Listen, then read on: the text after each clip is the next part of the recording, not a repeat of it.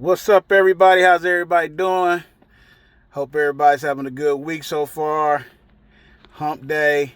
As you can see, well, at least where I'm at, it looks like everywhere weather is crazy. It's either hot or raining. But this is Ray. This is the Ray Rob Report.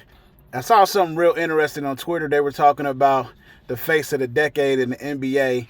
In the 60s, it was Bill Russell. 70s, Kareem. 80, Magic. 90, MJ. 2000s, Kobe. 2010, Steph Curry.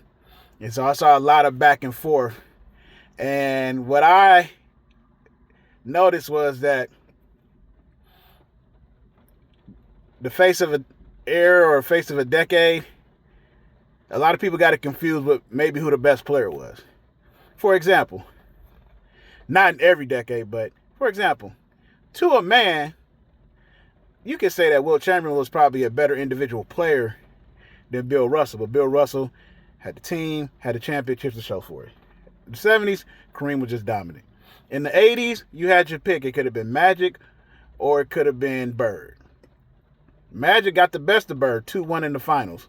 Isaiah Thomas got the best of them. He's the one that ended the dynasty. And then up and coming was MJ. You see what I'm saying? That's the 80s. The 90s, MJ all the way. Nothing to say, straight dominated. It's a little hot in here, don't worry about it. 2000s, a lot of people seem to, like the Nick Wrights and the Max Kellermans, they try to discredit Kobe. There was Kobe. Kobe won 5 championships. He went to 7 out of 10 finals in that decade. He was 5-2. They try to put Tim Duncan over him. That's your choice, if you want to. Kobe was 4-2 versus Tim Duncan, as I said. A sweep and 2 gentlemen's sweep. And you also had your KGs. Of course, LeBron was coming at that time. And so, 2000, Kobe. 2010, LeBron the best player of the decade. We get that.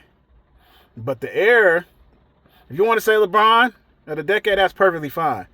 But saying that it might have been Steph Curry's is not a bad argument. That's where we kind of get tripped up. It's like you compare all these greats and then people are so either one way or another. It's as if you're comparing somebody that's just lesser. As if, let's just say, if Kobe was a 9.7, Tim Duncan is a 9.5 or a 9.6.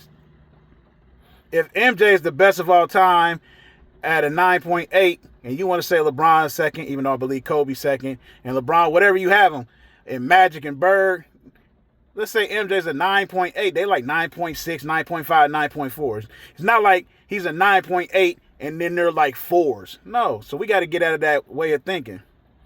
But also, Curry was 3-1 against LeBron. Now, of course, the wild card of that is KD, but y'all don't want to give KD his credit.